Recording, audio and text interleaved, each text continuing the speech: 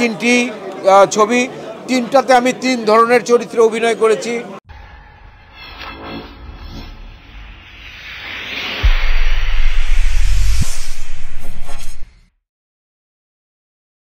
রিহার্সেলের সময় শুধু ক্যামেরাটা ছিল না, তাছাড়া আমরা পুরোটাই ওই যা যা ধরেন মিউজিকের যে সাপোর্ট পাওয়া, অভিনেতা অভিনেত্রীদের যে পার্শ্ব অভিনেত্রীরা কীভাবে সংলাপ বলবে সেই বিষয়গুলো আমাদের আগে থেকে জানা ছিল এবং এটা প্র্যাকটিস করা ছিল।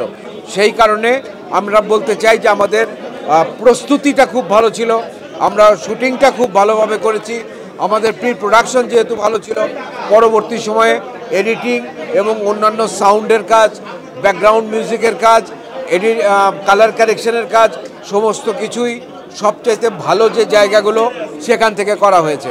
সুতরাং দর্শক তার চোখে ভালো লাগবে, তার মনে ভালো লাগবে এমন একটা ছবি ওমর যারা দেখবে তারা উপভোগ করতে পারে। প্রথম হচ্ছে ওমর, দ্বিতীয় সোনার চন নামে একটি ছবি আছে যেটাতে জাহিদ হোসেনের পরিচালনা, কামরুজ্জামান রোমানের পরিচালনায় লিপস্টিক নামে একটি ছবি।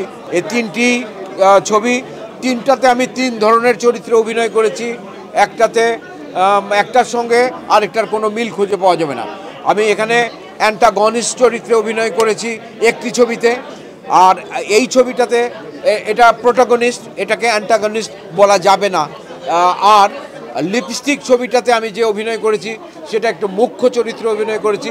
এটাতে কমেডি আছে, সঙ্গে সঙ্গে সিরিয়াস আছে, মানে একটা চরিত্রের যতগুলো শেড থাকতে পারে আমি শেডগুলো দেওয়ার চেষ্টা করেছি লিপস্টিক মুভিতে। সুতরাং আমি মনে করি যে তিনটি ছবি দর্শক তিন রকমের আনন্দ পাবে।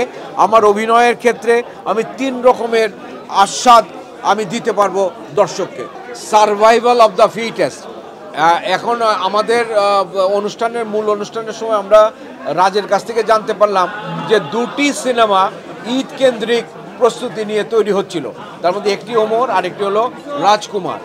আর যে বাকি ছবিগুলো এসেছে এগুলো নানান রকমভাবে এসেছে।